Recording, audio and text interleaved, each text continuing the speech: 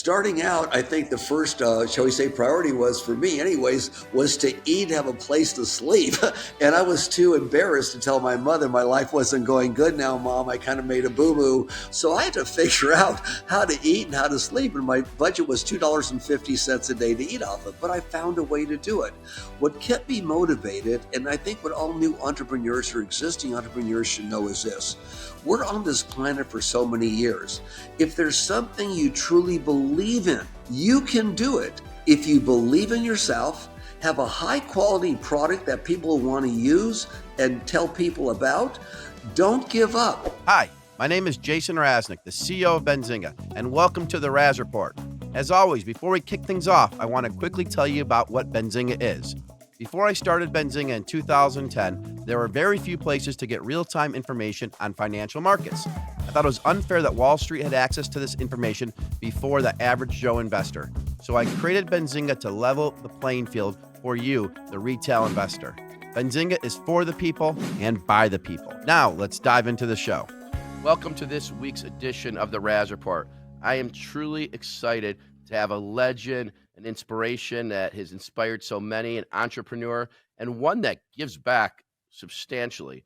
Many know him from founding some of the most successful hair company, a tequila company, but this is going to be a treat. This is a person that started with nothing, homeless, living in a car, printing the bottles black and white because that was cheaper. We'll get into that later. To becoming a billionaire, and I've been looking forward to this interview. I'll go back to it since many years ago, every single hairspray bottle, I kept the empty ones. I had like 32 of them because I wanted to send you a photo of them. This is back in early 2000s. I never did that, but I have the empty bottles. My wife eventually made me throw them out. I talked to her about it today that I had this interview.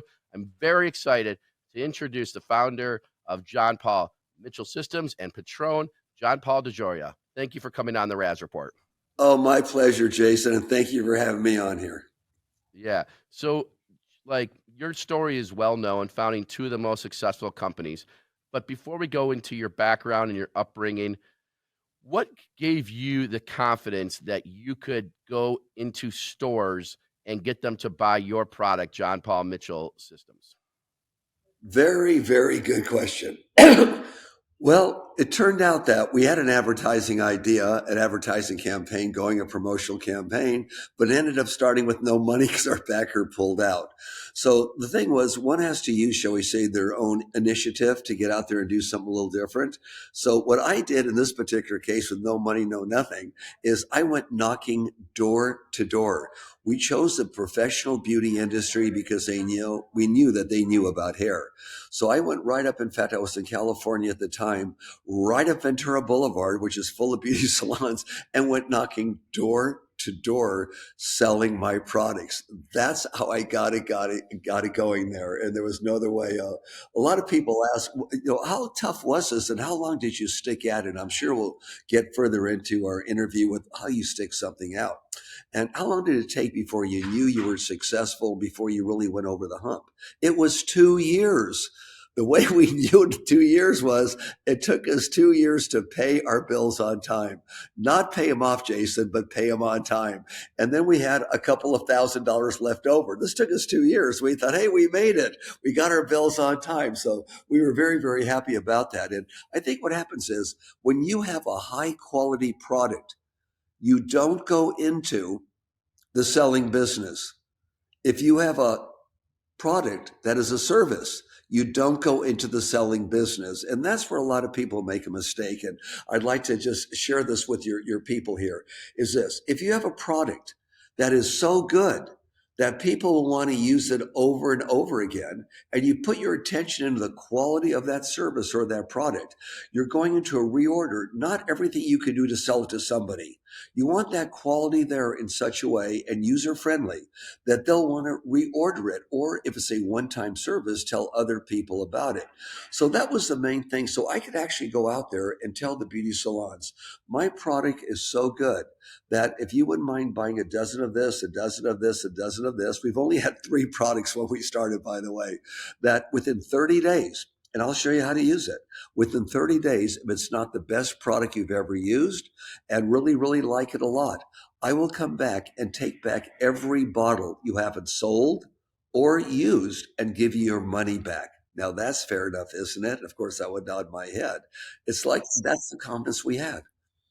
Risk free. And I mean, I listen. Back in the day, I used a lot of different gels, and then when I got to yours, it had a green little corner thing to say it was the gel that made your hair look shiny. I Yep. bought every bottle, and I had a whole drawer. This was back when I realized it's not your idea; it's executing and reaching out, and that's like your persistence to go knock on the doors. Were you nervous at first?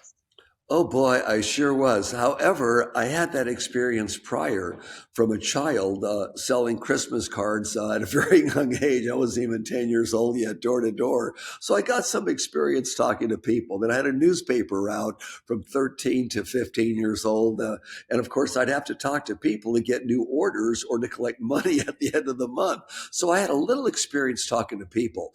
But where I had the best experience, and I really want to share this with your listeners, is one of the real keys to success is when I was selling Collier's Encyclopedia in my early 20s after I got out of the Navy, door to door, commission only. Even during your 5 days of training, you don't make any money. So there's no leads. It's door to door. But I heard something they said, and it was this, that very few of you are going to really make it, but some of you will make it big. The big difference is going to be this: overcoming rejection. If you knock on 50 doors and every one of them is politely or not politely close in your face, be just as enthusiastic on door number 51 as you were on the first 50, because that inertia is going to keep you going. A lot of you won't be able to do that. The average length of time of an encyclopedia salesman selling door to door was 3.5 days in the field. They got so discouraged, they say, nope, nothing here. Okay, we're knocking door to door. It's all cold calling. I happened to believe what they told me. I was young, and I thought, well, they must be saying the truth. But for me, it wasn't door 51.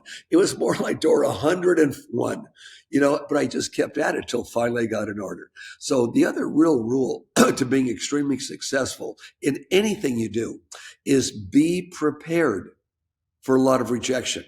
If you're prepared and you know it's coming, it's not going to put you off, and you're not going to give up. You'll keep on going because it's going to happen. You just have to remind yourself of that. When the going's tough, the tough get going. Be just as enthusiastic on every single door. And no matter what people tell you about your product, you're not going to make it. Get a better full-time job, get on a salary. Don't do this anymore. No, that's rejection. I knew we could do it. I believe in the product. We had no money. We just needed enough people to try it and use it. So that's amazing, John Paul. I feel like, should I call you John Paul or Mr. Or DeJoria? Like JP, my friends call me JP. JP for short. JP. So I feel like this day and age, people, maybe the younger people, go and try to make sales, or they get told to no, they get discouraged, and they start surfing social media, and things come up. How do you tell a young person ignore the noise? Like, you ignored the noise. You're one of the few. I mean, obviously you ignored the noise. You did your thing, but like, what advice could you tell someone who's in their 20s that is trying to make sales for Benzinga products, that we have events and all that, and they Of get course. discouraged when, yeah. Right. But let's go into, though, I'm not interested. Very important for new people, okay, to start out in business. And my rule is three. Get three no's, because every time you get a no, it doesn't mean they don't like it. It means that you're not helping them make the right decision, because maybe you didn't tell them the feature of the product and how it benefits you. Always hold at least one feature back. So if you have three good features, tell them two, hold one back for the next one. So it'd be a matter of this. If somebody says, no, I'm not interested, I have too much product, anything but yes, you have to understand they're coming from an area of what they believe inside, or what they're thinking at that time. You don't want to go against them, and all of a sudden you're now defending one each of another's position. So what you do, first of all, is get on their side with easy words like, I can appreciate that. Most powerful words. I can appreciate that when somebody says no for any reason. However, I can appreciate that. However, our new Paul Mitchell V conditioner, you can leave in your hair. It's good for your skin. It's a moisture treatment, a protein treatment, nucleic acids, helps prevent the blow dryer from damaging your hair more. And I know that if you had it in here, that it would be that successful. So here's what I'd like to do. What I'd like to do with you to prove this to you is instead of taking a dozen each of, let's say, the conditioner product, how about you only take 6 each? Let me come in and show you how to use it. And then in a period of 1 month, if it's not the most happiest thing you've used and the nicest thing, and you really want it forever, I will come back and take back every bottle you haven't used or sold off the shelf. Make sure it's reusable material and give you your money back. Is that fair enough? Never once, excuse me, other than on one time, did anyone ever ask for their money back. And the one time, and I believe it was out of Connecticut, it turned out to be a counterfeit product, not the real Paul Mitchell product they bought at a drugstore. Anyways, but it worked because we knew the quality of our product was there. So agree with the person. And if they say no again, you can say, I could appreciate that. However, I know this is something that you'll really, really enjoy because look, put it in their hand and you can show them, put your hands together. It also neutralizes chemicals in your hands and it's very good for your scalp. And I'd be very happy to come in and give you the same offer with only 3 bottles in there to show you that it really works. Your people really like it. And again, if any of it is left at the end of 3 months, I don't care how small that order is, I will come back, take back every bottle you haven't used or sold off, give your money back. Is that fair enough? Now let's go into free advertising. There's so much free advertising out there. We had no money, so we looked for it. Most communities have a local newspaper for their community. Now they're disappearing, but they're still out there. They are looking, or even regional, they are looking for local people, or even in their city, even a big city like New York, Los Angeles, here in Austin, Texas, that's becoming a bigger city. They have newspapers. They want to know what local people are doing. They definitely want to know that. So go to them and tell them, here's my product. Excuse me. I'd love to have an article. Here's why it's different. Here's why it's unique. And here's how in our community, I built this new business of mine. They're always interested in things like that. Go to your friends and let them know what you have, especially those that are on social media. And if they like it enough, tell them to put it on their social media. Hey, so-and-so has this. It's a new, unique product. Here's the feature of it. Here's the benefit of it. You may want to give it a try. In other words, go. And if everything else has already been done and you still want to get out there, go knock door to door. It's for personal people. Just knock door to door. Hi, I'm Henry. I live in the next town over. I've got this new product I want to share with people. Go door to door. You'll get a few close in your face or say, oh, I'm sorry, I'm not interested. But do something that is different. If it's a business product, go to an office building and go door to door. That office building, do something and just sit back and figure, what can I do next? Oh, here's a big event that's coming up. I wonder if they would like me to be there to show what I have, especially community events or even church events. They have big events. I like new people there in the neighborhood, especially it may have something to show and something to give. I mean, Also, I could go ahead, sorry. please go ahead. No, you said also you were going to say one more thing. Yeah, one of the last things I want to throw in there is also when you start getting customers, be sure you always have their name, phone number, and address. And maybe even a month later, write them a personal little card. They're very cheap, inexpensive cards or a little card with your name on it saying, I want to take this opportunity as a new entrepreneur to thank you so much for giving me the opportunity to be of service to you. Here's my number. In any way I can help you out, please let me know, or anyone you have as a friend, I'll gladly do it. And then Handwritten? Love and happiness. Handwritten? All free advertising. And handwritten, that letter? Handwritten. And so you basically, you write a letter saying, it was really nice, pleasure meeting you. Let me know if I could ever be of service to you and bring you happiness. And like, that stands out substantially. Right. And thank you for giving me the opportunity to be of service to you. It's very quick to write, sign your name to it, and then print your name underneath and be sure to put your phone number or email on there. That's amazing. And I can only imagine if social media, what it was what it was when you started John Paul Mitchell Systems. I just came back from the Michigan National Championship. We stayed at the team hotel, made many friends of players, but you would be there hustling, giving them the bottles so that they would use it and say, hey, if it's worthwhile, then great. Like you would take advantage of social media way back when, if it existed, and you would go to the people, maybe the Kardashians or whoever they were back then, you know? That is correct, sir. Now going just back to your story, your upbringing, you don't know this. You're an inspiration to many. I mean, you obviously know some people read your story, your Horatio Alger Award. I know what Horatio Alger is all about. When I was younger, I was trying to build companies, and one thing led to another. I mean, I went to undergrad in Michigan Business School, but I was a startup guy. And the first two I didn't follow through with. And then the persistence, I ended up living in my car for a short period of time. I'm like, oh, this is great. And the reason I was saying this is great because I was reading stories like yours. I'm like, one day I'm going to write a book from living your car to being an ultimate success. Well, now it's like 25 years later, and the company I started, Benzinga, we sold a majority interest to private equity in 2021 for a nine-digit, 300, nine-digit number. I didn't have all of the equity, but the moral of the story is there's many nights where I felt like giving up. At 4 a.m., I would wake up with as much anxiety as you could possibly manage, where your heart is beating out, and you just want it to slow down, and you're so stressed. And then I came across you. This is going back 25 years ago, and I read about not only you being homeless twice, the deal at the 11th hour. I got so much to say. Not going to the restaurant and them giving you all that food, to black and white bottles. Every other hairspray bottle and gel and hair product was all in color. You were in black and white because it was a 3 cents a print versus 8 cents a print. And all this stuff is what made you today. Can you go into some of that? But like from the bottom of my heart, I don't think I'd be here today without learning about your story way back when. And I'm like, if he can do it, maybe I can do 1/10 of it. And thank you. Just thank you. You betcha. In that particular area, boy, do we have some disappointments. Starting out, I think the first, shall we say, priority was for me, anyways, was to eat, have a place to sleep.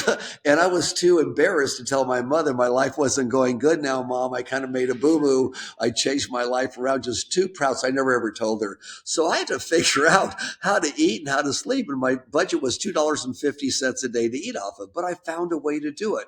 What kept me motivated, and I think what all new entrepreneurs or existing entrepreneurs should know, is this: we're on this planet for so many years.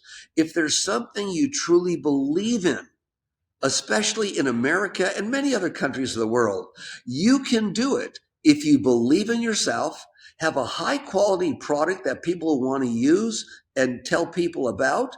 Don't give up. And may I give you all a slogan to look at when things get really, really bad? It's like, oh my God, this is terrible. I'm now out of money. They said no. They said no. I'm going to be 5 days late if I can even pay my bill. What do you shift over to? Because then your mind gets clogged with every little detail that comes along that bugs you, you try and take care of. Building a business, this is so important. And please, folks, write this down on a piece of paper, and you can just stick it on your bathroom mirror. It's these words: pay attention to the vital few, ignore the trivia many. All too often, pay attention to the vital few, ignore the trivia many. All too often, things start happening, they go wrong. And you see everything around you that's going wrong, or every little thing you want to do to kind of occupy your time or get back to thinking about your challenges. Pay attention to the vital few, ignore all the trivia many, and do that throughout your life. Do that throughout your life, and you'll find time to think. Another thing to do, and this is very, very important, it really helps out. At night, when we're starting businesses or we're having challenges, we don't sleep sometimes. We think about the problem, about no money, over and over and over again. Does it solve the problem? Nope. But we think about it. And I had that problem, especially paying bills, right? I didn't have any money. So here's how I overcame it. Before I went to bed, one night I just did this. I took a tablet and I wrote down everything on my mind. I just wrote it all down. Here's this problem. Here's that problem. Here's how I'm hurt. Here's what I wrote it all down, right? The things I thought about, so-and-so was mean to me, whatever it is, I wrote it all down. If it was something so simple as so-and-so was mean to me, it's easy. Oh, that's yesterday's newspaper. I can't change that. I was nice. He wasn't. I hope he has a better life. He's probably an unhappy person. But write down everything on your mind. A lot of them will be answered as you're writing it down. Just cross it right off. Put it on that piece of paper. Go back to bed. If something else pops up, jump up immediately, write it down. Because next time something bops in your head that night, immediately you register. I don't have to think about it anymore. I already wrote it down. I'll think about it in the morning. And you would be amazed how that simple thing worked. I was able to go to sleep. Simple as can be, but I was able to go to sleep. When you wake up the next day, it's there. It's not going to go anywhere. Another thing I did also, I enhanced it a couple of weeks later, where when I put down what I was thinking about the next day, and again, it was a few weeks before I came up with this one, I prioritized what it was. Here's number one priority. Here's number two priority. So when I got up and I felt good, I knew what to do. Also, what do you do different as an entrepreneur to give you that energy? Everything went wrong. Terrible day. I have my list here. My gosh, I got to get energized again. How do I make my day a little bit different? Every time you exercise or do something with your body, there's extra endorphins that go through it. What I do about 3 times a week, and I still do it, you got to exercise or you're going to die young. Exercise, you'll be healthy. I did something simple. I was in gymnastics. Well, I can't get out there and have a side horse again and a rope to climb up all the time. So what do? Personally, it's 3 days a week. It takes 2 minutes a day. It gets almost every muscle in your body. I went out and bought for $29.95 the perfect push-up. Some people call it the Navy SEAL push-up. They're these round things you do push-ups on and you turn. You start out with maybe 2 or 3 or 4. Well, I'm up to 30 for the last year. So I would do 30 of those the way they show you how to do them, 30 of those. And then you pump that out like that within, let's say, a little over 1 minute. I would wait a half a minute and then I would do another 15. I wait a few minutes and then I would do 10. And that's it. That's my exercise. So I got myself going. And then I discovered something else, that if in the morning you take and start with 5 minutes, wake up in the morning, do what we normally would do, and that's go to the bathroom. But on your way to the bathroom, get water in your system. Take a 20-ounce glass, fill it before you go to bed with water, room temperature. Put it between you and the bathroom, whether it's a nightstand or in the bathroom, right? Before you urinate. Drink half that glass of water down and then go to the bathroom. When you finish going to the bathroom, drink the other half down. Now you've got 20 ounces of water in your system, which you really, really need. Now go right back to bed. Go right back to bed, okay? You've got that water in your system, which are negative ions. Already you're putting humidity in your body. Now, stay in bed for at least 5 minutes and just be. I mean, you want to be sitting up, okay? Just be sitting up, close your eyes, and just be. Try and think of absolutely nothing in the world but just being there. Now, our mind wanders. So what do? Open your eyes and just look at maybe the wall. Look at the TV sets over there, the doors over there. The wall is great. Look at things around you, bring it to present time, and then just focus on one thing and just be. Try and get 5 minutes of being. You'll have interruptions where maybe you could just be with nothing in your mind for 5 or 10 seconds and it wanders. Bring it right back again and just stare in the center and just kind of get into a meditation for at least 5 minutes. If you can't do that, close your eyes and just think of Om, or just think of any one thing. Think of a blank wall, a white blank wall in front of you, if you can, for 10 minutes or so to meditate. Now your mind is a little more relaxed. Your body's more energized. You got water in you. And I promise you're going to start your day feeling a little bit different. And you do this every day? I do it just about every day. And so it's like a meditation form, and you've been doing it for a while? Yes, sir. I sure have. Oh my God. I mean, and it doesn't take long. The thing is, it doesn't take long. It's 5-10 minutes. It doesn't take long. And it's just, when you get up, drink a 20-ounce glass of water, then lay down and literally have your eyes open, stare at a wall, and just try to have your mind be. And if you can't, then if you have to think of something, think of a white wall. Just think of a white wall, period. If your eyes are closed, a white wall. Focus on that. And again, the water, 20 ounces is pretty hard to put straight down if you're not used to drinking a lot of water. So that's why I say drink half the glass on your way to the bathroom. The other half is your reward for going to the bathroom, and go back to bed for 5 or 10 minutes and just try and be. Sit up, don't lay down. Sit up and do it. If you lay down, you get back into a sleeping mode. Okay, the sit-up part is important, because I was just thinking, okay. Yes, sir. And then do you notice after, JP, after doing that, the rest of your day is a little better? Is that what? Yes, beyond any question of a doubt. And you've kind of re-energized your body, opposed to waking a couple hours before you really, really wake up in a big way. Okay. Now, fellow entrepreneur Noah Kagan interviewed you recently, and he gave me a question to ask you. We're going to get to that in a second, but we're going back to the days when you lived in your car or you're mainly homeless, living on a bench. Were there any scary nights when you were back then? Were there any memories you have where it was like, besides telling your mom that you didn't have money and being embarrassed, but were there anything that you were physically scared ever, or just you found a place to live and, you know? Yeah, I would call it, it wasn't scared. I was never scared because I was down and out before. In fact, I was down and out before when I was 23 years old with a 2-year-old son, where the wife deserted. She couldn't be a mom anymore. She just left. Anyways, that was really down and out. Okay. She took the car, the money, everything, didn't pay any bill. That was really, so I had that experience a little bit before. So it was a bit easier. But I think instead of using the word scary, I'd say my biggest concerns that kept me awake. And those were the things that I mentioned I ended up writing down. And I'd say the biggest concern I had But was, you did that way back then? oh yeah. Oh gosh, yes. This is starting out. This is going back to the early days of Paul Mitchell. A lot of worries there. A lot of worries.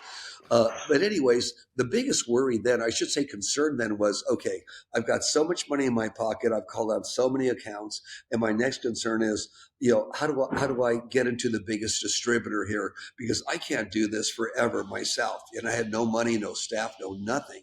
And my partner at the time was a hairdresser, and he did the same thing in Hawaii, where he lived with his girlfriend, Jean Broad. They did it together, door to door, salon to salon. And of course, I did it in California, where I lived at the time. So you kind of look at what you have. So mine was, okay, what's the next thing? And one of my biggest things, I'll tell you, overcame, and it was really a worry, is how the world I get distribution. So, and that was really early, like the first couple of days. Okay, oh my God, how do I get someone to do it? Because I have no money. So here's what I did. Okay. The first 12 people I sold to, and I'm a pretty good salesman, I think. I look everybody in the eye. I tell them the truth. I give them features and benefits. I had them write me a check. They were anywhere from, let's say, $30 to maybe my biggest one was $125, something like that. But I would leave it blank on top. Okay, they wrote me a check. The products were in the car. I delivered the products to them, and they wrote me a check. Well, it took me about a week to get a dozen people. And then the next thing was, I want to go to a distributor. And I know that it's going to be tough. I have no advertising, no promotion. So I've got to convince them how his salespeople can sell this, why they're going to do it. Next thing is, I have to convince him to give me all the money now, because I had no money. My bills were due. I didn't have any money. It took 2 weeks to get the product. I had 30-day billing, had 15 days left to pay the darn bill. I needed money right away. So I found a creative way to do it. I added 5% on to my entire price for the distributor. I went down to Paris Beauty Supply in LA, and I talked to the president, Jim Henrietta, and I showed him my 3 products, and I told him how each one was unique. 1 shampoo instead of 2, conditioner you leave in your hair. In other words, to save time and money. And then I will go out there with your salesman and help sell it. Will you give us the opportunity? Of course, the normal questions came up. How many salespeople do you have? Me. How much for advertising? None. Do you have a massive amount of accounts? I mean, in other words, you want me to build your line for you. Guys, we're Paris Beauty Supply. We have the biggest lines in the world. Are you kidding? Why in the world would I want to do that, JP? Take out an order in a product line with the order that isn't known, that I have to build for you. Why would I want to do that? Okay, you tell me. I pulled out of my pocket 12 orders, put them right in front of them, 12 checks. I said, see those 12 checks? Those are your first customers. I wrote it. I left it blank. You fill your name out. I've already delivered it for you. And I will come back and work with your salesman and show him how to do the same thing. Well, this got his attention. Now, in those days, we were very hard up. We needed the money. So I said, if you'll only buy $2,000 from us, you could have the exclusive on everything from Los Angeles County to down to Mexico, Los Angeles, Santa Barbara, all of it. Orange County is yours for just a $2,000 opening order exclusive. He laughed his head off and said, okay, I'm going to give you a chance, but you better be here, when the products arrive, okay, and be here selling it with my salesman. I'll give you an opportunity. He's laughing his head off. And I said, sir, there's one more thing though. Could you please give me a check when the product arrives? We're brand new. We're starting out. We really need the money, and I will be here. He laughed again and said, we're Paris Beauty Supply. We don't pay our bills for 45 days. No, we don't pay them in advance. It's 45 days. I said, sir, I can really appreciate that. Very important words. I can appreciate that on any no. However, I'll give you an extra 5% discount off if you'll pay me when the order arrives. Is that fair enough? And he laughed his head off again and said, okay, I'll do it. He came to our 25th anniversary. By the way, we've been in business for 44 years. He came to our 25th anniversary and told the story and said, and all of a sudden, within 2 minutes, I get a call from my warehouse man around back, a big warehouse. He says, Jim, there's some guy in here dropping off products on our loading dock, wanting a check for $2,000. He said he was just in my office 2 minutes ago. He went around back, handed me the check, laughed, and of course, the rest is history. So, like, defining that, those days when you were struggling, what I would describe it as you were the ultimate scrappy, resourceful, creative. Like, if you want to say, how do you get from living homeless or being in a car, it's scrappy, resourceful, creative, and kind. Like, those are like the four things that maybe like passion. Are there anything I'm missing out of that? Jason, you brought up one of the most important things of it all. I'm so glad you brought it up because I like to comment on it. And that's the word be kind, be positive and kind. People like to be around kind people. That's why if someone says, no, I don't want to be, because I can appreciate that. However, you're being kind. And after three, but still three no's, say, always end it with, thank you for giving me the time to show you my new service here, my new products. I really appreciate your time. And whatever you're doing in life, God bless you. And just thank you very, very much. Maybe one day in the future we may cross paths again. Thank you for being kind enough. If there's anything new or unique, I'll be sure to stop by, at least let you know about it. Thank you. Peace, love, and happiness to you and your family. Be kind. Never not be kind. No matter what someone says or does to you, don't be kind. I mean, be kind. Be as kind as you can, even if they're not kind to you. That's a good one, sir. You hit them all. Kindness, really big. And just a few more questions, but that reminds me of Blockbuster's slogan, be kind and rewind back in the day. That was be kind. Yeah. It's like, be kind. So yes, one of the questions Noah Kagan didn't get to ask you, he said, what is like a day in the life for you now versus what it was like in the 80s when you were doing John Paul Mitchell? Well, Kagan, sir, and yourself, Jason, all your listening audience, I can tell you the biggest thing right now in my life, the biggest of them all is I could sleep at night. I don't, because so many nights I go to bed worrying about I can't pay the bills, I can't eat, where am I going to live? I mean, there were so many nights like that. So every night before I go to bed, I do this every night, is thank you, Creator of Souls, for this opportunity you've given me to see other opportunities in life and make it. Thank you very, very much, Creator of Souls. I really appreciate it because I'm so thankful for it. And it just makes life much better if you're thankful for what you're doing, you're going forward. The other big thing in my life is I grew up, and at 6 years old with 10 cents, my mom showed me how to give because we had no money, but she wanted to help out and helped out once with a dime. And she showed my brother and I how to do it. I never forgot that. So now what's really changed my life is I could find homeless. There's thousands of homeless that I'm helping here, for example, in Austin, Texas, and California, and different places throughout the world.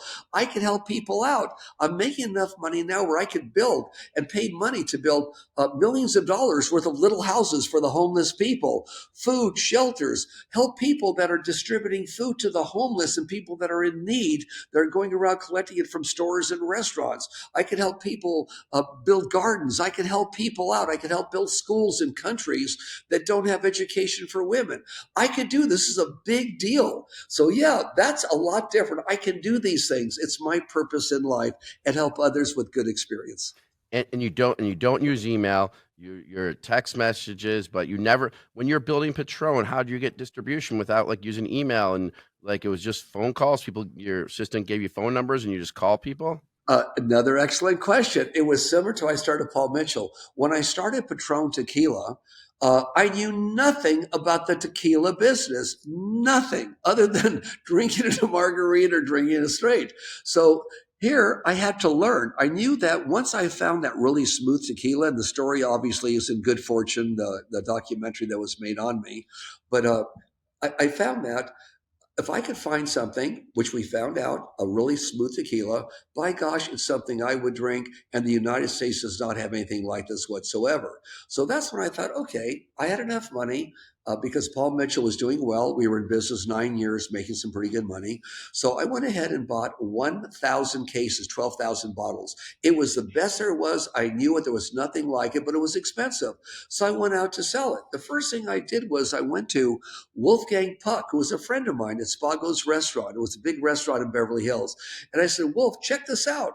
He said, JP, that's the smoothest tequila I've ever drank. I said, would you carry? He said, of course I'll carry it for you. I'll give it to a lot of my celebrity friends. We went around to distributors. Nobody would take it. They said, you've got the smoothest tequila. No one would take Patron back then. No one would take, not one distributor. Here's why. They said it's the smoothest we've ever had. However, tequila is not a big business. It's $4 or $5 a bottle. You're charging $37.95 a bottle. No one's going to buy it. We finally found someone that would buy it. All they sold was wine. And we convinced them that if you'll just buy a couple, and we did the same thing, $2,000 worth, or a few hundred cases, we went really low. I will personally come in. And by that time, I was known a little bit more with Paul Mitchell commercials and such. And I will come in personally. I'll give you a sales meeting. And by the way, we'll land you someone like a Spago's. And Martin, my partner at the time, said, and I'll land you Baja Cantina Marina Del Rey, which he already did. They said, really? We'll take it. They took it. But in 1 year, they only sold about 1,200 cases. That was it. So we dropped as a distributor. We knew we could do better. We took on a big distributor, one of the great big ones of the United States. It was actually a big brand that was in distribution. Well, you take us, you get a piece of the action. It's the best there is. And of course, you make what you normally make. They said, yes. After a couple of years, they were only doing about 12,000 cases a year. We sat down with them and they said, guys, we're going to tell you the truth. You have the best tequila in the world, no doubt, but it's too expensive. You'll never do more than 20,000 cases a year. We got to tell you the truth. We dropped them, come with another distributor. They took it up to 70,000 cases a year. We knew we could do better. We took it back ourselves and we're our own distributors to the other distributors out there without using one of the big boys because we knew we could do better. So people will understand this and how this is important to understand. When the experts tell you can't do well, but you know you can. When they tell you you're limited, but you say, oh, no, I'm not. I'm going to break all barriers. When I sold Patron 5 years and 6 months ago, it was over 3,500,000 cases for the brand that was never supposed to do more than 20,000 cases a year. You're doing 17,000 with the big distributor. You decide to take it internally and distribute to the small distributors. How do you even go from 17,000 to 100,000? Was it cold calls? Was it, I mean, you had a little bit of brand yourself. I mean, I know it was the smoothest tequila ever, so maybe it was word of mouth. I just what is 1 or 2 tips? I mean, that just sounds exactly like 17,000 to 3.5 million. Is that what you said? That is correct. And what we did was when we go to 3.5 million. So what we did, I know it sounds so like I can't even fathom it. One took it higher. Jim, the one that took it up to the 12,000 a year, okay, that we dropped, we took it on with the bigger one that got it up to 70,000 cases a year. They said they could probably grow it bigger. They thought they'd grow it bigger, but we thought we could do a better job because it was already on its way up now. Now, in the meantime, what helped me out? Paul Mitchell, hair care. We'd have a big event in Las Vegas where 3,000 of the best hairstylists and students would come to, serve them all Patron free. It was that good. They went home and asked for it. So, of course, they helped us. Wonderful people. Clint Eastwood, I'll give you an example. Clint is a beautiful human being. I gave him Patron, and in, I believe it was 1991, he called me on the phone one day and said, JP, he says, are you going out with that girl Eloise still? I said, yes, sir, I am. In fact, I'll probably marry her. And I did. Okay. He said, well, I hope you impress her. I have a new movie where I'm a Secret Service agent in the line of fire. And you want Love to go that movie. I said, sure. I'd love to go to the premiere of it. So I said, I was surprised and went down there, and Clint was nowhere around. He was someplace else doing, I think, another premiere. But his producer found me and sat me down in the middle of the theater next to him, and free popcorn. I'll never forget, free Pepsi. They normally have Coke, free popcorn and Pepsi, and a big premiere, right? So here I'm all impressing the girl that I think I want to marry here. Hey, we got seats next to the producer, free Pepsi, free Coke, and we're watching it. Clinton never said a word. We were watching it. The only thing he ever drank in the movie was Patron Tequila. And the most critical part, he's sitting with a bottle of Patron in front of him and sipping it, trying to talk the terrorists out of killing the president. And later he followed it up in an interview where he said, the only two things I drink are a good red wine and Patron Tequila. So a lot of pals of mine that I like, that like me, just got on the bandwagon and did it. And then out of nowhere, because of the quality, the rappers got into it. Over 200 songs were written about Patron Tequila. We didn't pay for any of them. They just liked it. Over 200 songs with Patron in it. And the country and Western industry got in it also with songs about Patron. So all of a sudden, it just became a cultural thing. And all of a sudden, a really cool thing, and it exploded. Now, when you look ahead in life, before I sold Patron, I had another tequila. And it was called Bandero. Wasn't launched yet. It was just a tequila that was to be the smoothest tequila and organic ever with no additives. Patron, of course, and I don't blame him, when it was sold, the company said, JP, you cannot compete in tequila on anything for 5 years. I said, fine, it's fair. In fact, if it wasn't in a contract, I would do it just out of respect for all the money you gave me. So I did. So in April, it was up. Now Bandero's on the market, and I'm going to relaunch it. I'm going to launch Bandero's. I'm putting it all together right now. Very similar to the way I launched. A lot of it is going to be through word of mouth people, and we'll have some promotion and advertising in there. In other words, don't give up on anything. And even when you made a lot of money, like you did very, very well, Jason, with the people that were your acquirers of your company, but yet you're still at it. When you love something, you're at it. Like, I still love it. I don't have to work. I will never retire. Because of what I'm into right now, what I know about the medical world and the medical things I'm into, I will live in this body to be at least 125 years old, minimum, maybe even older. I'm already on that program right now, and these things do work. But to me, I'll never retire because I love what I do. I love who I do it with and who I do it for. So And I teach even in Paul Mitchell schools to be kind to people and give to one another. and we've already taken so much of your time, but you have a passion to not, like, you don't want to sit around. You want to do things. Like, I sit here and say my health, out of a 1 to 10, my health is a 2. Like, I not eating healthy. I have a doctor that says I'm over these numbers, and I did the Ozempic, and then I started, and then I got sick through, you can't keep anything inside you. It was gross, all that stuff. And I'm sitting here like, okay, I got to get healthy. And I haven't. I know it's just discipline and or just creating habits, and that's a bad habit. But like you have a passion for. It sounds like you have a passion for creating, not just being healthy, but creating brand that you think you can do better. Like this Banderos, like I'm excited to like see it and write about it. We Benzinga is a financial media company, but we sometimes write about, like, Isaiah Thomas has a champagne we wrote about. It's the #1 result in Google for best champagne that we wrote about. So when you're ready for us to write about that, we'll be happy to do a review on it. And then let's stay with what you just said, please, because this is so important for you and your life and all of your listeners. 50%, 50, of all diseases that exist would not exist. I read and I was told, okay, by many people, if you drank enough water. Just water, period. Just water. If you drank enough water. What is enough water? Enough water is you take your weight, you cut it in half. Take me, okay, 170 pounds. Cut me in half, 85 pounds. Convert it to ounces, 85 ounces. That is ideal, or at least get close to it. That's why I wanted to start everybody out with 20 ounces in the morning, because it's hard to drink water all day long, okay? But you got 20 ounces under you to start with, and maybe after you take your vitamin pills after breakfast, drink some more between then. Now, you're going to go to the bathroom a lot when you do this. So slow down at 3 in the afternoon, because when you drink this much water, you're not used to it. You may get up 2-3 times at night to go to the bathroom, right? But your body's going to adjust to it. But try and slow down on it about 3. Try and do most of it before 3 in the afternoon. You'll be amazed after 1 week how much better you feel. A lot of people ask me also, JP, is there any book you can recommend to us to read that you think is one of the best books for everybody? And yes, there is one. It's 90 or 100 years old. It's in every bookstore. It's called How to Win Friends and Influence People by Dale Carnegie. It's one of the best books ever written. And don't forget, whenever you talk to somebody, look them in the eye. Look them right in the eye, and when they're looking at you and talking to you, don't say a word, be a good listener.